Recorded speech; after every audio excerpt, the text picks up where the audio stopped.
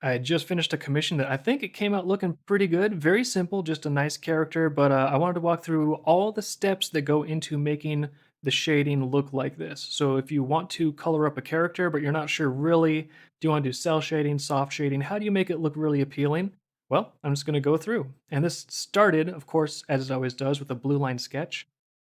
You sketch it out nice and light, and then when you have the basic shapes down in a nice loose hand, you can go through and tighten it up with the pencils. And I like to use pencils instead of ink. That's just me, but I feel like you get a lot of line variation and texture and nuance. So pencil and paper, that's my jam. But now let's get into how do we color this up. The first step, of course, is just putting some flats on there. We call this color blocking. A lot of people call it color flatting. One of the things you might want to do is make sure the anti-aliasing is turned off so you get nice hard pixels on the edges of all of your shapes underneath there. And that ensures that if you're trying to select areas and change colors, you don't have like a weird selection that's only halfway there because of a fuzzy edge. Nice hard pixelated edges.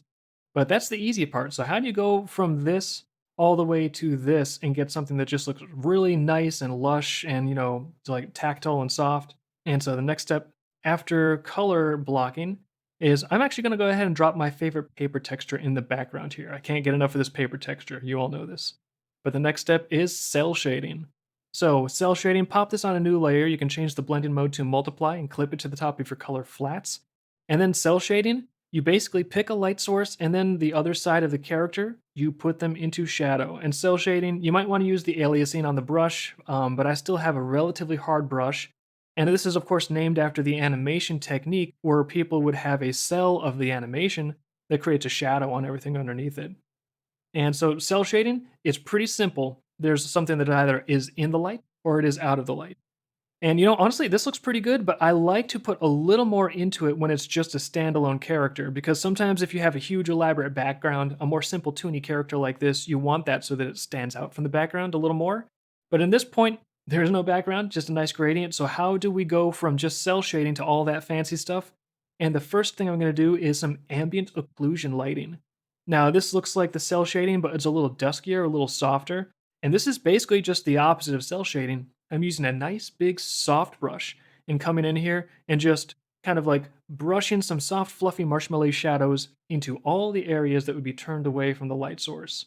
And you can even see turning off the cell shading and you can just have the ambient occlusion lighting. And even that looks kind of appealing. In fact, cell shading, you could say this is a sunny day.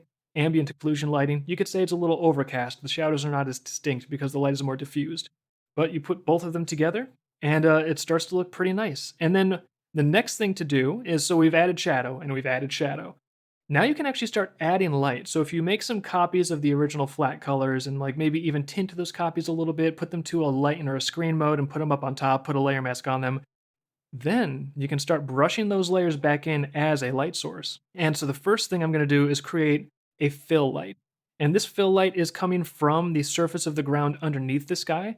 So he sort of looks like he's in a bit of a desert setting because of the paper texture that I used. So I'm going to say, yeah, he's in a desert or he's on some sand dunes. And that means that the light bouncing up from the ground is going to be the color of that sand dune. So we've got a nice tan light source, and you can see that it goes into the area where the shadow is, and it starts to fill that shadow in. It backfills it and just makes it a little more rounded out, and it starts to make him look a little more dimensional because now he is catching light from multiple light sources. There's the primary light that's throwing the cell shading, and then we have this bounce light coming from the ground. And after we have the bounce light, the next thing I do is I add another highlight layer and I tint this one a little bit blue because it is the sky above him, adding just a little bit of a blue fill to the top part. And from here, we're pretty much almost done. He's looking pretty rounded, pretty tactile. And the next layer, I'm just going to add some glints and glows, make his eyes look a little shiny, really ramp up the bounce light on those goggles down there. And of course, get a gigantic fluffy brush and just put a little bit of haze on top of the overall image. And you know what? Last step, let's give him a shadow. This way, he really looks like he's not just hovering in space. And so that is it. I just wanted to show a really, really super fast fly through of how do you go from this, flat colors to something that is like shaded and looks like it has all this complexity and nuance. Because the thing is, it looks nice and tactile and complex. It's actually very simple.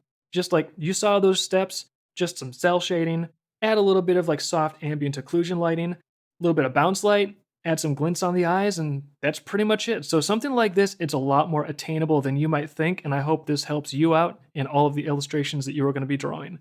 So thank you for watching. You can check out our other free online tutorials or read our comic at dreamkeeperscomic.com, and I hope you are having a great day.